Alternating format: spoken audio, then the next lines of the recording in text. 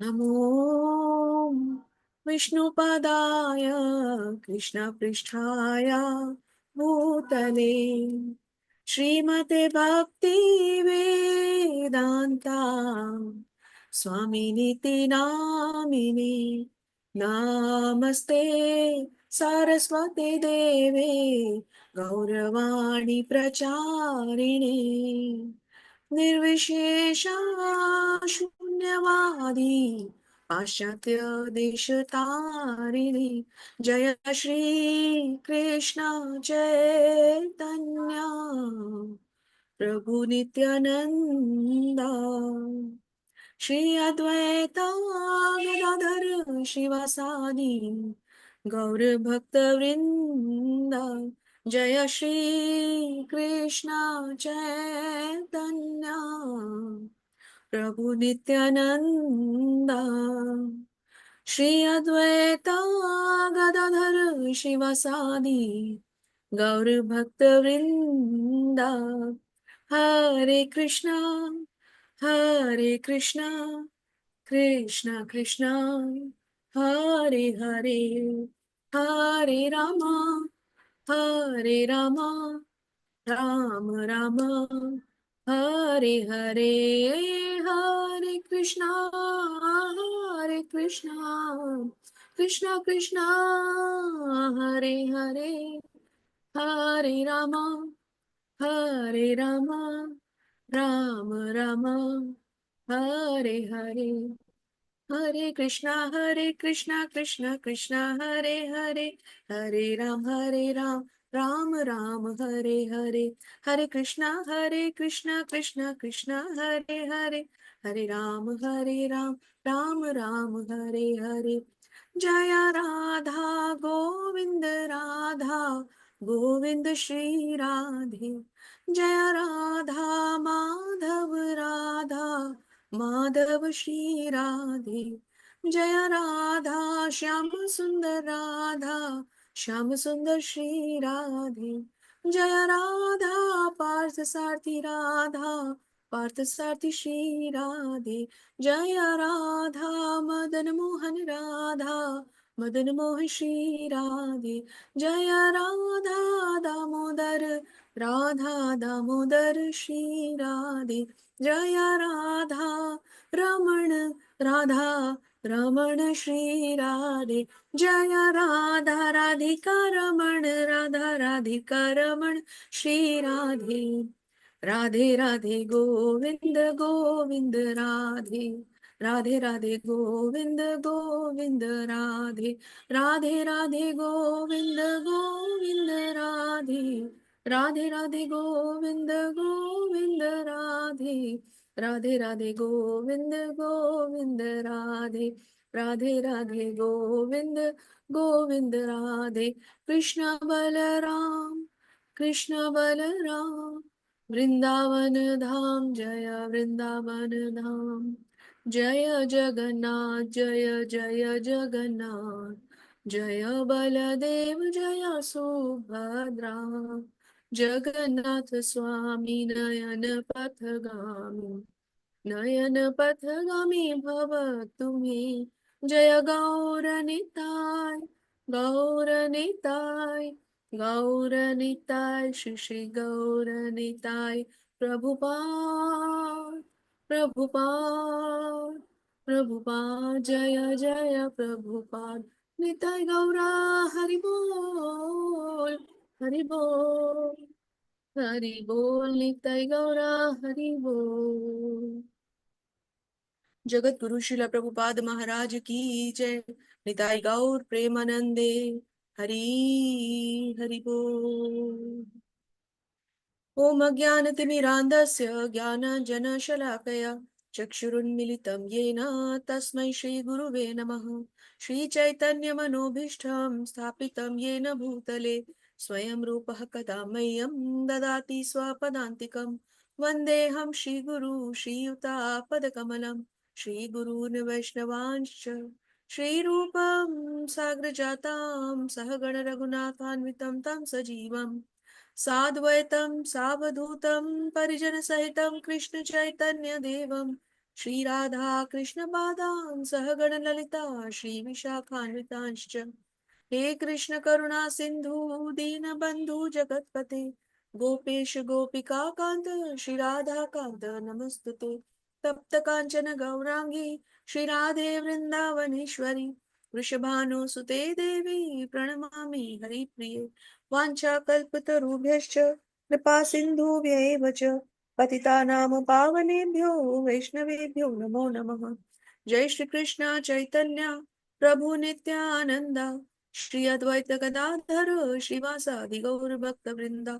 हरे कृष्णा कृष्ण कृष्ण हरे हरे हरे राम राम राम हरे हरे। नमो विष्णुपादाय कृष्णपृष्ठाय भूतले श्रीमते भक्तिवेदान्त स्वामिनेति नामिने। नमस्ते सारस्वती देवे गौरवाणी प्रचारिणे निर्विशेष शून्यवादी पाश्चात्य देश तारिणे।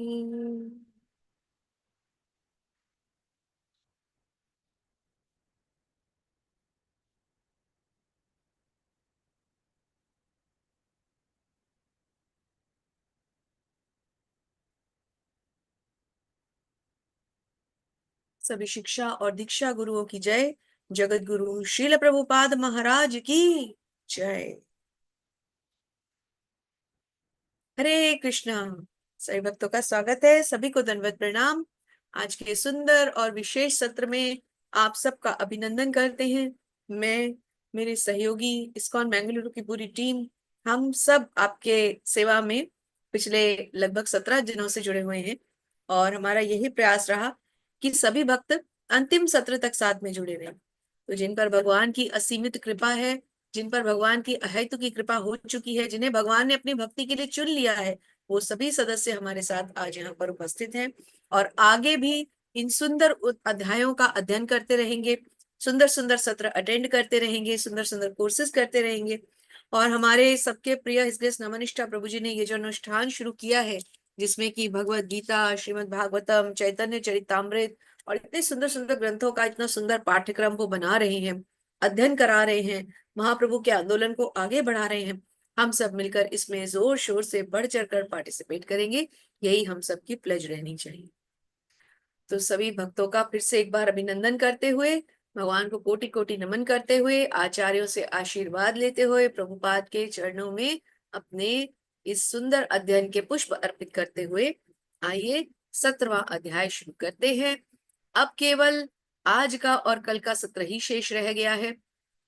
हालांकि बहुत ही विशेष सत्र है, क्योंकि अब इन 2 अध्यायों में कल भगवान हमें पूरा सार एक बार फिर से बताएंगे और बहुत ही विशेष बातें जो भगवान आज बताने जा रहे हैं श्रद्धा के बारे में, कि कोई भी चीज हो, जैसे कि श्रद्धा है, यहाँ तक कि हमारे कर्म है, हमारा दान है, हमारा तप है, हर एक चीज किस चीज से विभाजित है? प्रकृति के 3 गुण से। ये जो प्रकृति के 3 गुण हैं, तमोगुण, रजोगुण और सतोगुण, ये हर चीज को डोमिनेट करते हैं। तो आज भगवान हमें बताएंगे कि हमारी श्रद्धा यदि तमोगुणी होगी तो क्या होगा, सतोगुणी होगी तो क्या होगा, रजोगुणी होगी तो क्या होगा। तो श्रद्धा के विभाग नामक इस अध्याय को आइए अब शुरू करते हैं। तो आज का अध्याय अर्जुन के सुंदर एक वाक्यांश के साथ और कुछ प्रश्नों के साथ। अर्जुन उवाच ये शास्त्र विधि मृत्यु सज्ज यजन्ते श्रद्धान्विताः तेषां निष्ठा तु का कृष्ण सत्वमाहो रजस्तमः। अर्जुन कहते हैं, हे कृष्ण, जो लोग शास्त्रों के नियमों का पालन न करके अपनी कल्पना के अनुसार पूजा करते हैं, उनकी स्थिति कौन सी? वे सत्वगुणी है, रजोगुणी है या तमोगुणी? अर्जुन पूछते हैं कि शास्त्रों का अगेंस्ट, शास्त्रों को खंडित करके या शास्त्रों को की अवहेलना करके या शास्त्रों को ना मानते हुए यदि कोई अपनी कल्पना के अनुसार पूजा करे, जो कि हम सब करते हैं।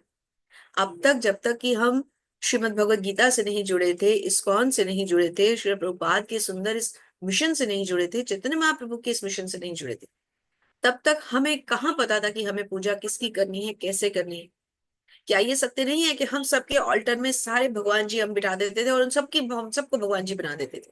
शिव जी भी भगवान, देवी दुर्गा भी भगवान जी, गणेश जी भी भगवान जी, हनुमान जी भी भगवान जी, कृष्ण भी हनुमान भगवान जी। हम सबको भगवान का दर्जा देके एक साथ बिठा देते थे और फिर सबके आगे एक साथ भोग रख देते थे, और फिर थोड़ी देर में तो बिना भोग के भी खा ही लेते थे। एक बार लगा दिया मम्मी मम्मी ने कहीं, और हम अपना ठीक है जी चलो जी खा पी रहे हैं, कोई दिक्कत नहीं।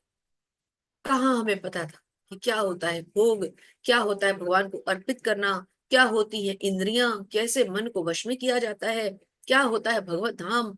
कहाँ हम बद्ध जीवन में बद्ध जगत में फंसे, कहाँ पता था।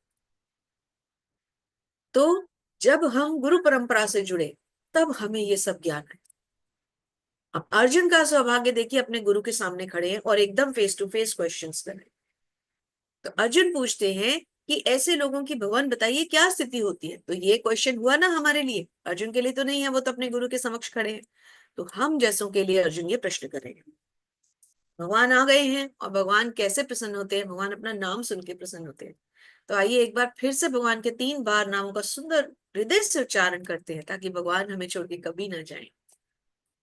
हरे कृष्णा, हरे कृष्णा, कृष्ण कृष्ण हरे हरे, हरे राम, हरे राम, राम राम, हरे हरे, हरे कृष्ण, हरे कृष्ण, कृष्ण कृष्ण हरे हरे, हरे राम, हरे राम, राम राम, हरे हरे, हरे कृष्ण, हरे कृष्ण, कृष्ण कृष्ण हरे हरे, हरे राम, राम राम हरे हरे।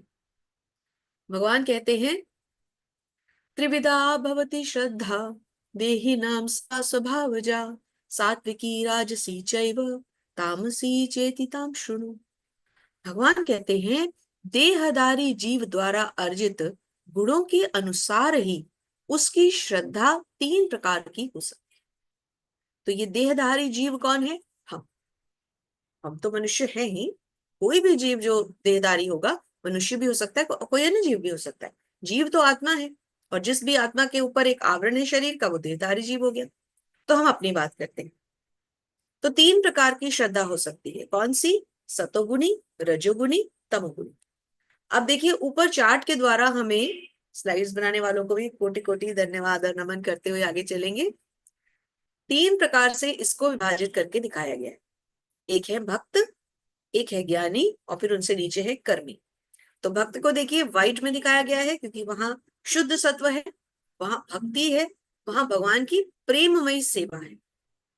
फिर ज्ञानी को येलो में दिखाया गया है, क्योंकि वहां शुद्ध सत्व नहीं है लेकिन सत्व है, ज्ञान है, मुक्ति है, ब्रह्म है। ब्रह्म यानी भगवान के शरीर की कांति तक पहुंचना। और फिर कर्मी है, कर्मी को रेड में दिखाया गया है, क्योंकि वहां रजस है, वहां कर्म है, सकाम कर्म है, और वहां मैक्सिमम स्वर्ग लोक तक ही कोई जा सकता है। तो भक्त जो है वो श्री कृष्ण तक पहुंचता है, ज्ञानी जो है वो ब्रह्म तक पहुंचता है, यानी निर्विशेषवाद, यानी कि भगवान की ज्योति, उनके शरीर की कांति। और कर्मी कहाँ तक पहुंचता है? स्वर्ग लोक तक। भक्त जो है वो शुद्ध सत्व में रहता है और भक्ति करता है। ज्ञानी जो है वो सत्व गुण में रहता है और मुक्ति और ज्ञान के लिए प्रयास करता है। और कर्मी जो है वो हमेशा रजोगुण में रहता है और कर्मों में, सकाम कर्मों में विश्वास रखता है। तो चार्ट के द्वारा इसको हमें अच्छी तरह से समझा दिया गया है। हे भरत पुत्र, विभिन्न गुणों के अंतर्गत अपने अपने अस्तित्व के अनुसार मनुष्य एक विशेष प्रकार की श्रद्धा विकसित कर लेता है। अपने द्वारा अर्जित गुणों के अनुसार ही जीव को विशेष श्रद्धा से युक्त कहा जाता है। तो जिस गुण में मनुष्य चल रहा होगा उसी प्रकार की उसकी श्रद्धा होगी। सतोगुण में चल रहा होगा तो सतोगुणी श्रद्धा विकसित करेगा, रजोगुण में चल रहा होगा तो रजोगुणी श्रद्धा विकसित करेगा, तमोगुण में चल रहा होगा तो तमोगुणी श्रद्धा विकसित करेगा। यजन्ते सात्विका देवान् अक्षरांक्षासि राजसाः, प्रेतान् भूतगणाश्चान्ये यजन्ते तामसा जनाः। सतोगुणी व्यक्ति देवताओं की पूजा करते हैं, रजोगुणी व्यक्ति यक्षों और राक्षसों की पूजा करते हैं, और तमोगुणी व्यक्ति भूतों प्रेतों की पूजा करते हैं। तो जो सतोगुणी मनुष्य होगा वो किसकी पूजा करेगा? देवताओं की। देखिए यहाँ भगवान नहीं कहा गया, इसका मतलब सतोगुणी मनुष्य को भक्त से अलग कर दिया गया है, जो कि आपने अभी जस्ट पिछली स्लाइड में देखा। आपने ध्यान दिया, भक्त को अलग किया गया है, सतोगुणी को अलग किया गया है। भक्त किस में है? भक्त शुद्ध सत्व में है। और ज्ञानी किस में है? ज्ञानी सत्वगुण में है। तो यहाँ पर भी यही बताया गया है कि जो भक्त होगा वो श्री भगवान की पूजा करेगा, जो सतोगुणी होगा देवताओं की पूजा करेगा, रजोगुणी राक्षसों की, और तमोगुणी व्यक्ति भूतों प्रेतों की। देखिए पिक्चर के द्वारा हमें समझा दिया गया। अब अर्जुन के प्रश्न का उत्तर देखते हैं। जो लोग दंभ तथा अहंकार से अभिभूत होकर शास्त्रों के विरुद्ध कठोर तपस्या और व्रत करते हैं, जो काम तथा आसक्ति द्वारा प्रेरित होते हैं, जो मूर्ख तथा शरीर के भौतिक तत्वों को तथा शरीर के भीतर स्थित आत्मा को कष्ट पहुंचाते हैं, वे असुर कहे जाते हैं। तो भगवान किनको असुर डिक्लेयर कर रहे हैं? ऐसे लोग जो दंभ और अधिकार अहंकार से अभिभूत है, मतलब कि जो जिनके अंदर अहंकार है, घमंड है, नेगेटिविटी है, लेकिन तब भी वो क्या कर रहे हैं? कठोर कठोर तपस्याएं कर रहे हैं, व्रत कर रहे हैं, लेकिन अंदरूनी तौर पे काम और आसक्ति से पीड़ित भी है। ऐसे लोगों को भगवान ने क्या कहा है? मूर्ख कहा है। ऐसे लोग एक्चुअल में क्या करते हैं ना, आप इनके चित्र देखिए, आप समझ ही जाएंगे।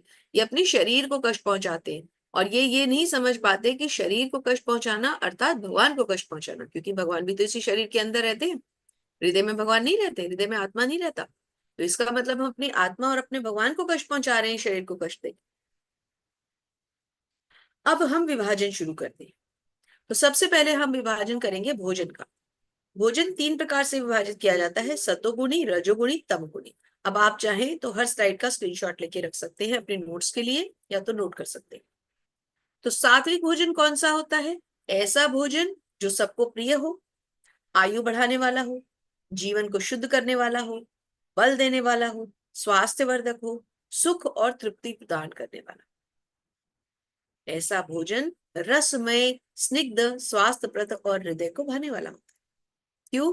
क्योंकि इसमें आयु बढ़ाने का तत्व है, इसमें हृदय की शुद्धिकरण का तत्व है, इसमें सुख है, इसमें तृप्ति है। रजोगुणी भोजन कौन सा होता है? खट्टा, तीखा, नमकीन, गरम, चटपटा, शुष्क और जलन पैदा करने वाला। ऐसा भोजन जैसे तला हो। सतोगुण में हम ले सकते हैं फलाहार, अगर हम करें तो। और रजोगुण में आ गया आपका तला हुआ फास्ट फूड, बच्चों का फेवरेट। ऐसे भोजन दुख और शोक और रोग उत्पन्न करते हैं। सतोगुण क्या देता है? आनंद देता है, खुशी देता है, तृप्ति देता है, सुख देता है। और रजोगुणी भोजन क्या देता है? दुख देता है, रोग देता है, बीमारी देता है। और खाने से 3 घंटे पूर्व पकाया गया और स्वादहीन, सड़ा हुआ, जूठा, अस्पृश्य वस्तुओं से युक्त भोजन, यानी जिसमें बैक्टीरिया और वायरस भी घुस गए हो। 3 घंटे से पुराने भोजन में तो बैक्टीरिया वायरस सब अपना घर बनाएंगे ना। ऐसा भोजन कौन सा होता है? तामसी। और हम ज्यादातर क्या खाते हैं? तामसी भोजन। क्यों? क्योंकि बना के रख लेते हैं, फिर उसको 2-2 3-3 बार यूज करते रहते हैं। यदि बाहर के यूज ना हो तो चलो भाई, रेफ्रिजरेटर किस लिए लिया हुआ है, फ्रिज में रखेंगे ना, गर्म कर करके माइक्रोवेव में खाएंगे। कौन सा भोजन है चाहे इसमें लहसुन प्याज ना भी हो? तामसिक। हम सब तामसिक भोजन खाते हैं, है ना। चलिए, ऐसा नहीं है, बहुत सारे भक्त नहीं भी खाते। हरी बोल। देखिए चित्रों के माध्यम से आपको दिखाया जा रहा है, आप सब ये चित्रों के माध्यम से देखिए। देखिए कैसे कैसे प्रकार के भोजन है।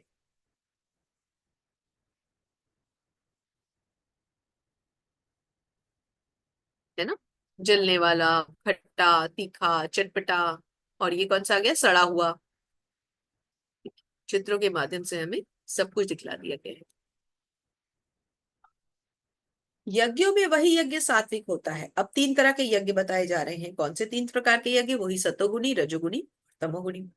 यज्ञों में कौन सा यज्ञ सात्विक है? जो शास्त्रों के निर्देशानुसार किया जाए और जिसमें किसी प्रकार के फल की इच्छा ना हो।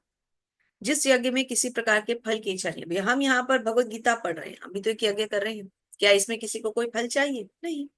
क्यों कर रहे हैं? भगवान की प्रसन्नता के लिए। भक्त कैसे उत्साहित होकर भगवान का भजन कर रहे हैं। हमारी प्रियंका माता जी को देखिए, एक भजन गाने के बाद उनको लगा समय है तो क्यों ना एक और गा लो। तो क्या वो स्वयं को खुश करने के लिए गाना चाहती है? नहीं। क्या वो ऑडियंस को इंप्रेस करने के लिए गाना चाहती हैं? बिल्कुल नहीं। वो गाना चाहती है कृष्ण की सेवा के लिए, जिससे कृष्ण प्रसन्न हो जाए। किसी तरह से भक्त चाहता है एक बार कृष्ण मेरी तरफ देख ले, बस एक बार, और मुझे कुछ नहीं चाहिए। तो ऐसा यज्ञ सात्विक कहलाता है।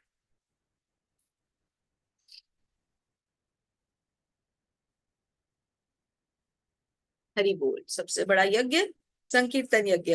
हरे कृष्ण कृष्ण कृष्ण हरे हरे, हरे राम राम राम हरे हरे। लेकिन हे भरत श्रेष्ठ, जो यज्ञ किसी भौतिक लाभ के लिए गर्भवश किया जाता है उसे तुम राजसी जानो।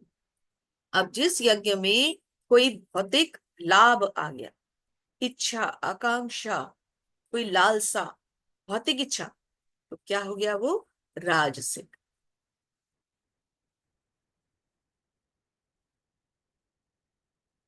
अब तीसरा लेते हैं। तीसरे प्रकार का यज्ञ कौन सा हुआ? तामसिक यज्ञ। ये कौन सा हुआ?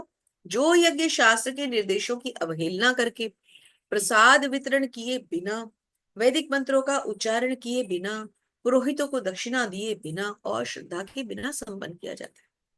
तो जिसमें ये फैक्टर्स हो गए कि ऐसा यज्ञ है जिसमें कि शास्त्रों की भी अवहेलना हो रही है, प्रसाद भी वितरण नहीं किया जा रहा, गुरु को भी नहीं कोई दर्जा दिया जा रहा, पुरोहितों को दक्षिणा भी नहीं दी जा रही, वैदिक मंत्रों का उच्चारण भी नहीं हो रहा, तो ऐसा यज्ञ क्या कहलाएगा? तामसिक यज्ञ।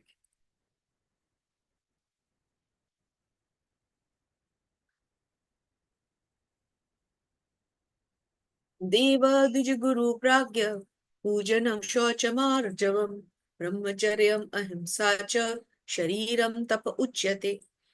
अब आता है शरीर की तपस्या के बारे में। तो इसके भी तीन विभाग होंगे। अब शरीर की तपस्या के पहले तीन विभाग तो क्या होंगे कि तीन प्रकार से की जाती है। पहले तो इसके तीन प्रकार होंगे। कौन से? शरीर की तपस्या, मन की तपस्या और वाणी की तपस्या। इन तीन तरह से हम इसको करेंगे। फिर फर्दर इसकी क्लासिफिकेशन होगी कि राजसिक कौन सी है, तामसिक कौन सी है, सात्विक कौन सी।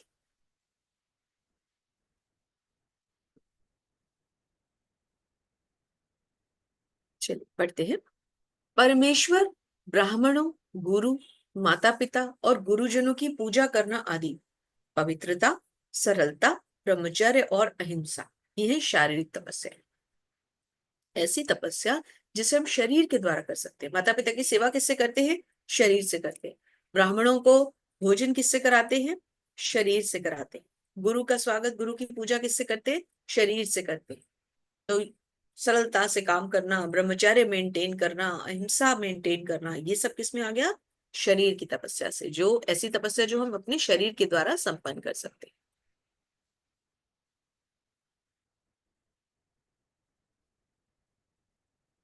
अनुद्वेगं करं वाक्यं, सत्यं प्रियहितं च यत्, स्वाध्याय अभ्यसंचैव वाङ्मयं तपुच्यते।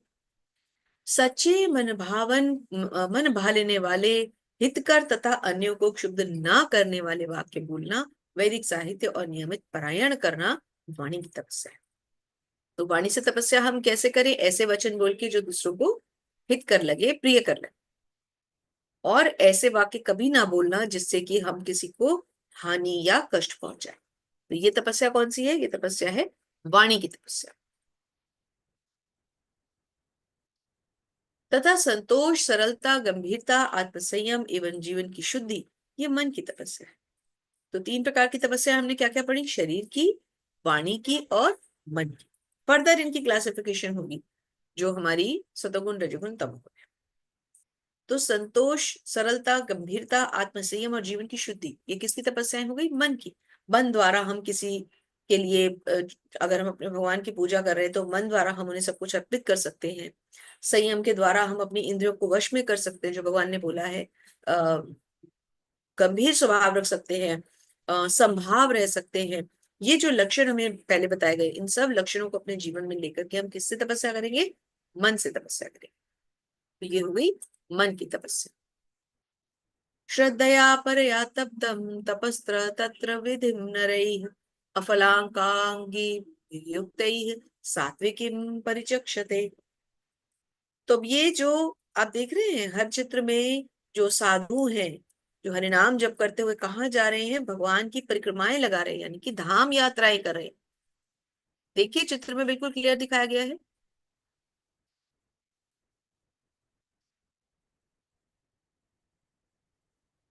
मायापुर धाम की यात्रा, गोवर्धन की परिक्रमा, वृंदावन धाम की यात्रा, है ना। भौतिक लाभ की इच्छा न करने वाले तथा केवल परमेश्वर में प्रवृत्त रहने वाले मनुष्यों द्वारा दिव्य श्रद्धा से संपन्न यह तीन प्रकार की तपस्या सात्विक कही। अब सात्विक तपस्या को ब्रॉडली हमने कैसे क्लासिफाई कर दिया कि भौतिक इच्छा तो बिल्कुल ना हो, है ना, और केवल परमेश्वर में प्रवृत्त दिव्य श्रद्धा से संपन्न कार्य हम ऐसे करें जो कि भगवान को निमित्त हो, और उन कार्यों को करते हुए हमें ये भी ध्यान रहे कि हम किसके लिए कर रहे हैं, श्री भगवान के लिए कर रहे हैं, इसलिए श्रद्धा पूर्वक करें। तो ऐसी तपस्या क्या कहलाएगी? सात्विक तपस्या।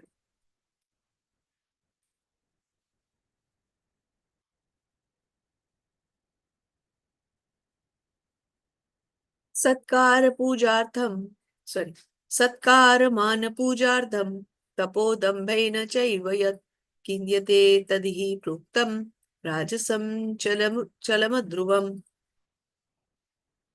जो तपस्या दम्भ पूर्वक तथा सम्मान, सत्कार एवं पूजा कराने के लिए संपन्न की जाती है, वह राजसी यानी कि रजोगुणी होती है। ये तो ना तो स्थायी होती है और ना ही शाश्वत होती। अब कैसे पता लगेंगे कौन सी है ये तपस्या?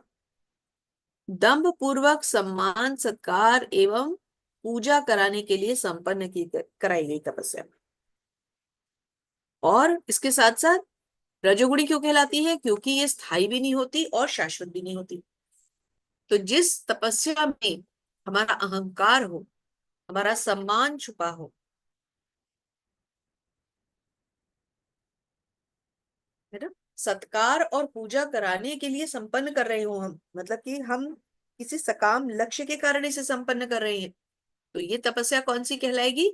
ये तपस्या कहलाएगी रजोगुणी तपस्या।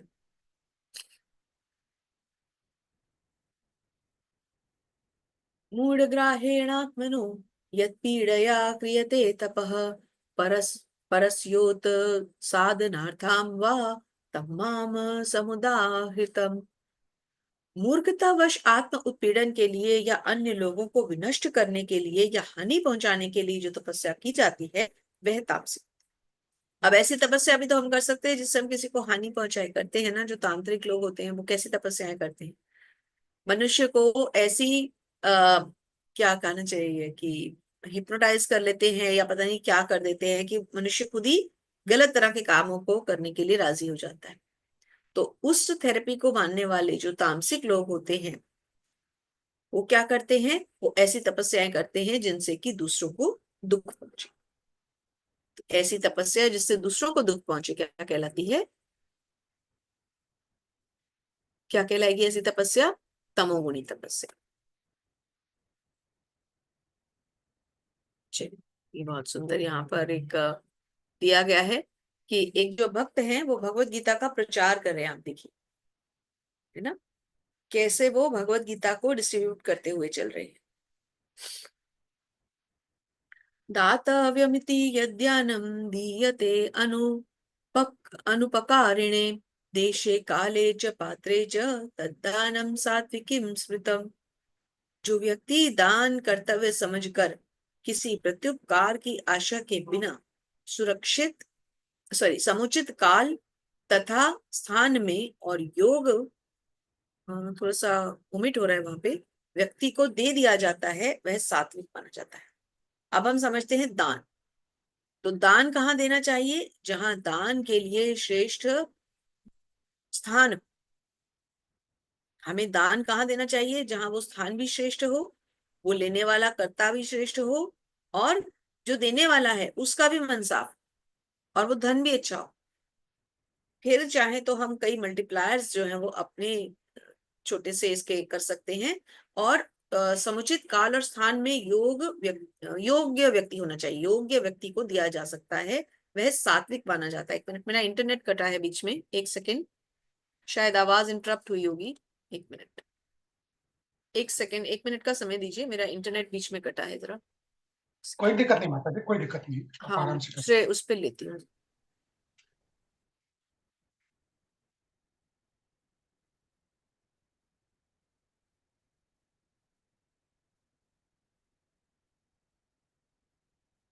जी, हरे कृष्णा।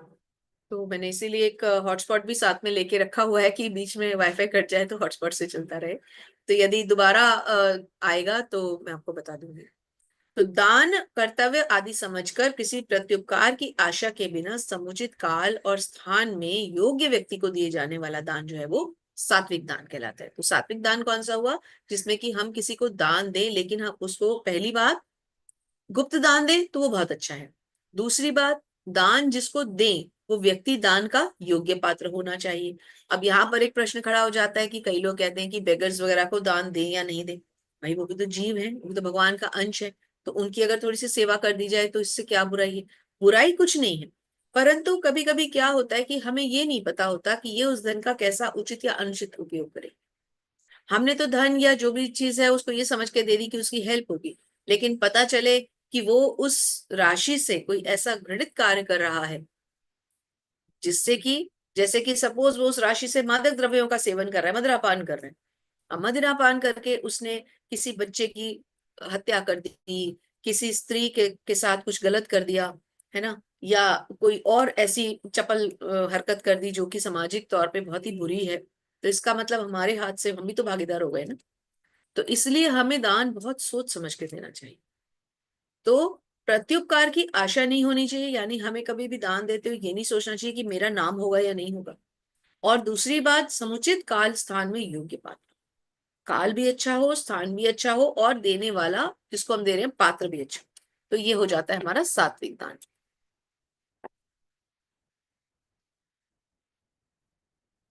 थोड़ा सा स्लो चलेगा अब सिस्टम, क्योंकि हमारा नेटवर्क अब वाईफाई पे नहीं, थोड़ा सा मोबाइल से चल रहा है, तो थोड़ा सा स्लो हो सकता है मुझे। जैसे कि नंद महाराज दिखाए गए हैं, अब देखिए छोटे से बाल गोपाल को दर्शन कीजिए सब, हरि बोल।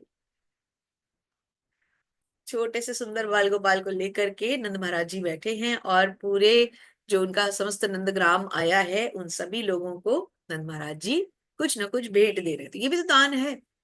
लेकिन इस दान का स्थान कितना उचित है, इस दान के पात्र कितने उचित है, इस दान का काल कितना सुंदर है ना। तो ये सब हमें देख करके दान देना चाहिए।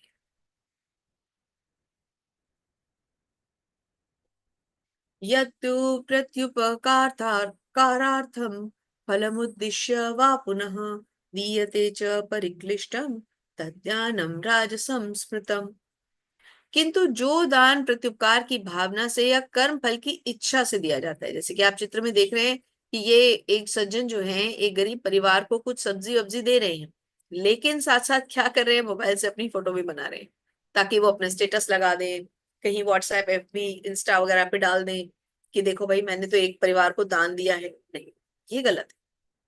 दान देना है तो एकदम आपको आशा नहीं होनी चाहिए कि मेरा दान हाईलाइट हो, बल्कि ये मन होना चाहिए कि मेरे दान को कोई देखे नहीं।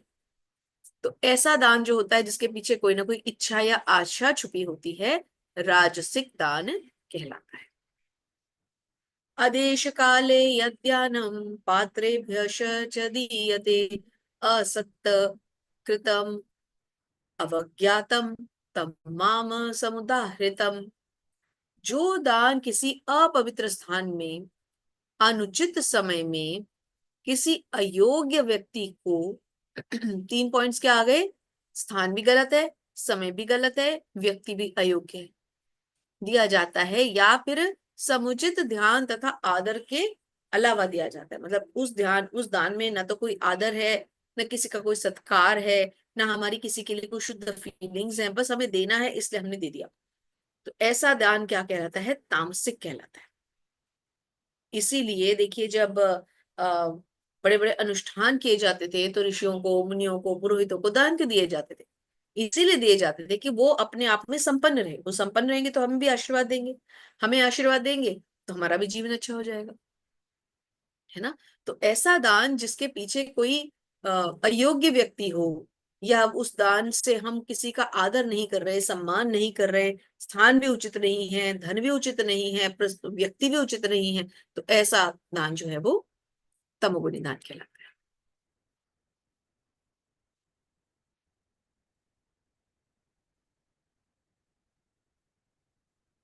जैसे कि विदेशों में ऐसा होता है ना, लोग बैठ जाते हैं धन वगैरह की इच्छा से, तो इससे हमें बचना चाहिए। अब हम ओम तत्सत के बारे में पढ़ेंगे।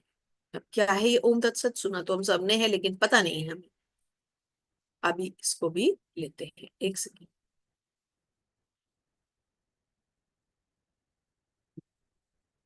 सृष्टि के आदिकाल से ओम तत्सत ये तीन शब्द परम ब्रह्म को सूचित करने के लिए प्रयुक्त किए जाते रहे। तो जब से इस सृष्टि की रचना हुई है तब से वैदिक ग्रंथों की शुरुआत में क्या लगाया जाता है? ओम शब्द लगाया जाता है। ओम नमो भगवते वासुदेवाय कहते हैं ना। तो ओम शब्द जो है, ओमकार, ये हर एक वैदिक मंत्र के पहले लगाया जाता है, जिससे कि वो मंत्र किसको अर्पित हो जाए? श्री विष्णु। ये तीनों सांकेतिक अभिव्यक्तियां ब्राह्मणों द्वारा वैदिक मंत्रों के उच्चारण करते समय ब्रह्मा को संतुष्ट करने के लिए यज्ञों के समय प्रत्युक्त होते हैं। यहाँ पर भगवान के पास में देख योग वेद भी है, ऋग्वेद, सामवेद, है ना, वेद भी है। और ओम तत्सत भी लिखा गया है। तो ओम तत्सत का अर्थ क्या हुआ? कि ओम तत्सत मीन्स भगवान से हमने इसको लिप्त नहीं किया मंत्र को, लेकिन इस मंत्र के द्वारा हमने भगवान को इसका सारा का सारा जो आप श्रेय कह सकते हैं, या इस यज्ञ की जो समझ लीजिए फाइनल आहुति हो गई, वो सबकी सब ओम तत्सत कहते ही सीधा भगवान को अर्पित हो जाती है।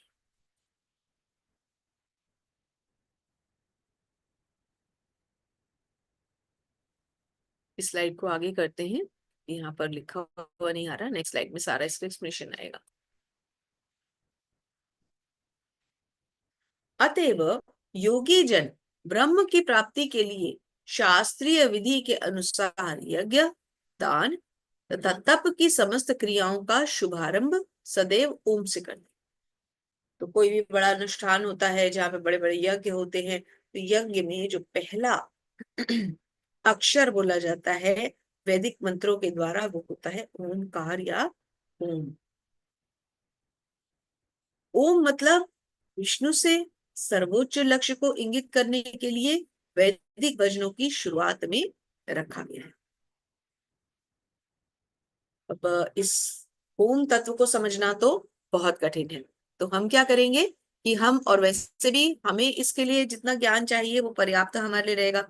हम क्या समझना चाहते हैं कि ओम शब्द को हम वैदिक ग्रंथों के श्लोकों के पहले क्यों लगाते हैं, और ये हमारे लिए क्यों इंपॉर्टेंट है। अदरवाइज तो फिर ओम शब्द की व्याख्या अपने आप में बहुत लंबी है ना। तो हम क्या चाहते हैं कि हमारे मतलब की चीज हमें समझ में आ जाए।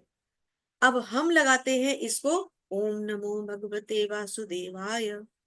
तो हमने ओम क्यों लगाया? क्योंकि हमने ये मंत्र किसको अर्पित कर दिया? श्री विष्णु। तो इसलिए सतयुग में हरे कृष्ण महामंत्र का जप किया जाता है, ना कि ओम नमो शिवाय का, सॉरी ओम नमो भगवते वासुदेवाय का। क्योंकि उस मंत्र में जो है भगवान की कितनी शक्ति है हमें पता नहीं, लेकिन ओम हरे कृष्ण महामंत्र में भगवान की असीमित शक्ति है, स्वयं भगवान मौजूद है उस मंत्र में।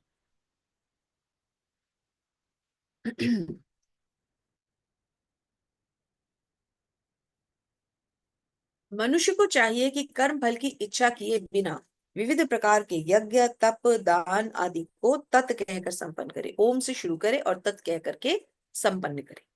ऐसी दिव्य क्रियाओं का उद्देश्य भव बंधन से मुक्ति मुक्ति दिलवाना है। तो अब हमारा क्या प्रयास होना चाहिए कि हम, जैसे हमने समझा कि मनुष्य को चाहिए कि कर्म फल की इच्छा के बिना जो यज्ञ और तप करे उन्हें तत् से संपन्न करे। तो शुरुआत किससे करे? ओम शब्द से। और एंड किससे करे? तत् शब्द से। क्योंकि यदि वो ऐसा करता रहेगा तो भवबंधन से उसकी एक दिन मुक्ति हो जाएगी। परम सत्य भक्तिमय यज्ञ का लक्ष्य है और उसे सत शब्द से अभिहित किया जाता है। हे पिता पुत्र, ऐसे यज्ञ का संपन्न करता भी सत कहलाता है। जिस प्रकार यज्ञ, यज्ञ, तप, दान के सारे कर्म भी जो परम पुरुष को प्रसन्न करने के लिए संपन्न किए जाते हैं, सत है। अब तीसरा शब्द आ जाता है सत। तो हमने पढ़ा ओम तत् सत। तो ओम शब्द क्या था? ओम शब्द से हमने मंत्र को शुरू किया। सत शब्द के, सॉरी, तत् शब्द के द्वारा हमने उससे महाविष्णु को या श्री विष्णु को अर्पित भी किया। और अब बता रहे हैं सत। तो ये जो सत शब्द है ये किसके लिए आएगा? ओम तत्सत। अर्थात हमने ये यज्ञ किसे अर्पित कर दिया? श्री कृष्ण को। सत का अर्थ है शाश्वत, प्रभु की सेवा के लिए की गई गतिविधियां सत्य को प्रकट, एक मिनट, इसके आगे स्क्रीन आ रही है, एक सेकेंड, सत्य को प्रकट करती हैं। इस तरह गतिविधि में क्रियाओं का प्रदर्शन शाश्वत हो जाता है। गतिविधियों का उद्देश्य शाश्वत है और गतिविधियों के पास लाभ भी शाश्वत है।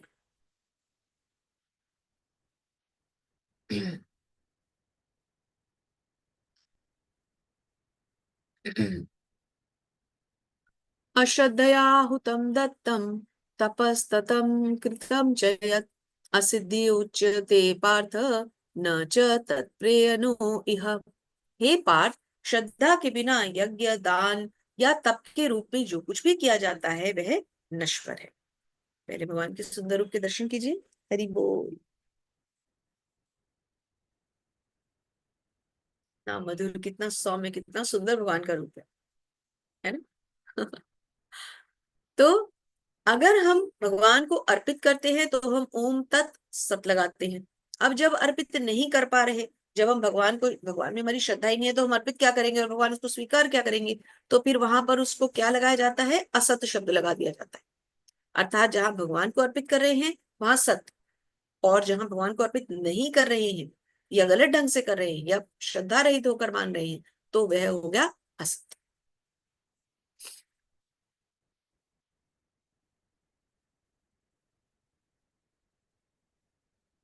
प्रभुपाद बताते हैं, इसी चैप्टर को प्रभुपाद के शब्दों में हम सुनते हैं। तो प्रभुपाद कहते हैं कि बद्ध अवस्था में लोग देवताओं, भूतों या कुबेर जैसे यक्षों की पूजा के प्रति आकृष्ट होते हैं।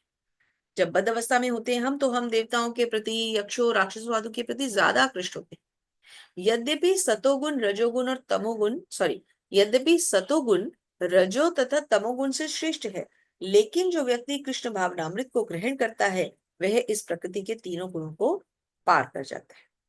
तो जैसे कि हम जानते हैं कि जो भी हमारे आचार्य गण हुए हैं या उनके जो परम शिष्य हुए हैं, तो वो लोग कहाँ गए हैं? डायरेक्ट बैकुंठ धाम गए हैं, वो लोग वृंदावन गए हैं। उनको तो कहीं और इधर स्वर्ग नरक में जाके अपना लेखा जोखा देखने की आवश्यकता नहीं है। क्यों? क्योंकि उन्होंने सारी उम्र भगवान की सेवा की है और एंड में भी भगवान का नाम लिया है, तो वो तो जाएंगे सीधा भगवान के धाम। लेकिन हाँ, जो ईर्ष्यालु व्यक्ति है या जो नहीं चाहता कि वो भगवान की सेवा करे, वो जाएगा फिर नीचे के लोकों में, अधम लोकों में। और रेयरेस्ट ऑफ रेयर चांस है कि वो पृथ्वी पर दोबारा भी उत्पन्न हो जाए। सफलता पाने के लिए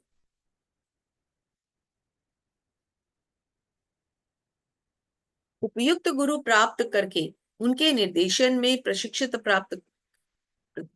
प्राप्त करना चाहिए, तभी ब्रह्म में श्रद्धा हो सकती है। ब्रह्म में श्रद्धा कब होगी? जब हम भगवान के शरीर की कांति तक पहुंचेंगे, जो कि निर्विशेषवादी कहते हैं कि ध्यान करो, ध्यान में स्वयं को भगवान से लीन कर लो, फिर तुम्हें भगवान की अलग से प्रत्यक्ष सेवा करने की कोई आवश्यकता नहीं। जब कालक्रम से यह श्रद्धा परिपक्व होती है तो इसे ईश्वर प्रेम कहते हैं। यही प्रेम समस्त जीवों का चरम लक्ष्य है। अतएव मनुष्य को चाहिए कि सीधे कृष्ण भावनामृत ग्रहण करें। एक सेकेंड,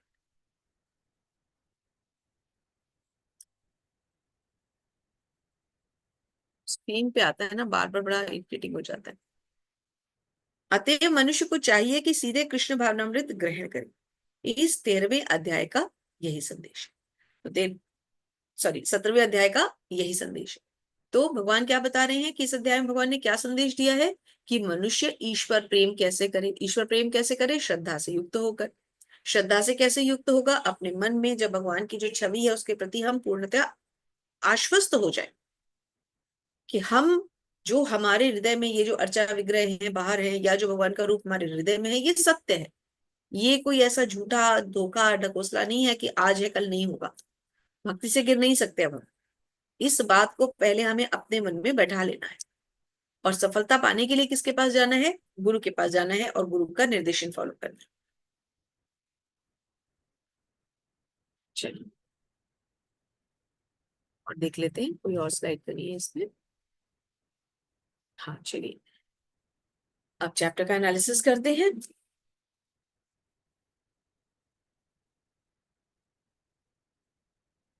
फर्स्ट श्लोक में अनधिकृत पूजा के बारे में अर्जुन की पूछताछ, अर्थात अर्जुन क्या पूछ रहे हैं कि निर्विशेषवादी ऊपर है या कि हम सगुणवादी ऊपर हैं, और दोनों में फर्क क्या है। फिर 2 से लेकर 7 तक भगवान कृष्ण उत्तर दे रहे हैं कि 3 गुण एक विश्वास और पूजा निर्धारित रखते हैं।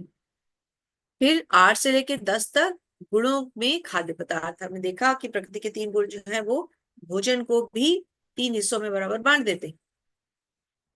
उसके बाद 11 से लेकर 13 तक 3 गुणों में यज्ञ, भगवान कृष्ण 3 गुणों में खाद्य पदार्थ। एक सेकेंड, 3 गुणों में पहले खाद्य पदार्थ 8 से 10 तक, और फिर 11 से 13 तक 3 गुणों में यज्ञ यानी कि सैक्रिफाइसेस। फिर 3 तरह की तपस्या, फिर 3 गुणों की तपस्या के 3 तरह के प्रकार, फिर गुणों में दान।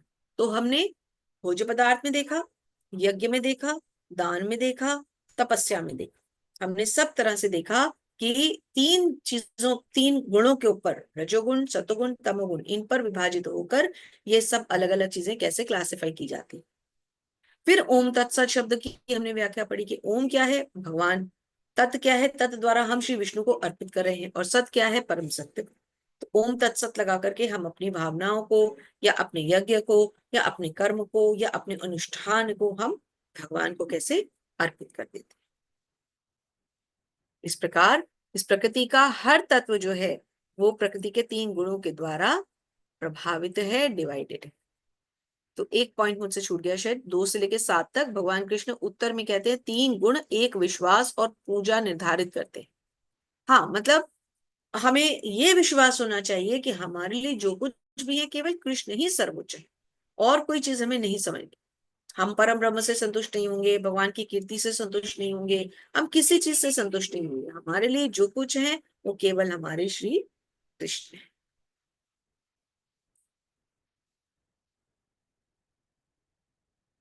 तो यहाँ पर एक अध्याय समाप्त होता है। हरे कृष्णा।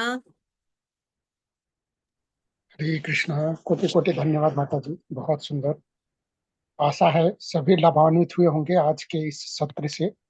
बड़ा ही सुंदर जो है ना हमारी भौतिक स्थिति में हमें आध्यात्मिक स्थिति को परखने का जो है बड़ा सुंदर वर्णन इस अध्याय में जो है ना दिया हुआ है कि हम अपनी भौतिक स्थिति में रहते हुए कैसे अपने आप को देखें कि हम कितना जो है ना आध्यात्मिक हैं।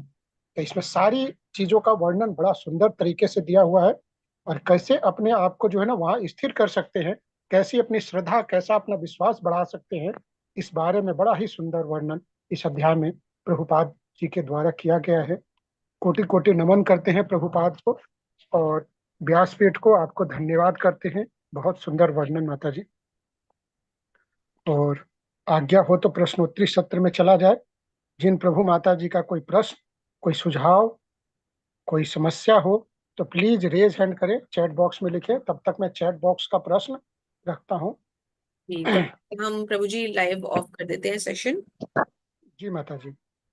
वैष्णव प्रणाम मंत्र के साथ। वांछा कल्पतरुभ्यश्च कृपा सिंधुभ्य एव च पतितानां वांछा कल्पतरुभ्यश्च कृपा सिंधु। बीच में माइक डिस्टर्ब हो रहा है, 1 मिनट बंद कर देते हैं। 1 सेकेंड, कृपया अभी सभी म्यूट रहें। वाञ्छाकल्पतरुभ्यश्च कृपा सिन्धुभ्य एव च पतितानां पावनेभ्यो वैष्णवेभ्यो नमो नमः। हरे कृष्णा कृष्ण कृष्णा हरे हरे, हरे राम राम राम हरे हरे। अनंत कोटि वैष्णव वृंद की जय। श्रील प्रभुपाद महाराज की जय। आप सभी सुंदर भक्तों की जय। श्री श्री राधा गोविंद भगवान की जय। तो सिर्फ इसलिए म्यूट किया था कि एक बार वैष्णव प्रणाम मंत्र पूरा हो जाए, उसके बाद आप सबका है समय, आपके पास बहुत समय है, आराम से प्रश्न लेते हैं। और सभी भक्तों का पहले धन्यवाद करेंगे कि आप सब इतने सुंदर सत्रों से जुड़े रहे। कल अंतिम सत्र है। कल के बाद आपका जिसका भी क्विज रह गया हो प्रभु जी से आप पूछ सकते हैं, अपने अपने क्विज कंप्लीट कर लीजिए जल्दी से जल्दी, ताकि आपको लेवल 1 का सर्टिफिकेट मिल जाए। उसके बाद आप लोग लेवल 2 के लिए एलिजिबल हो जाएं।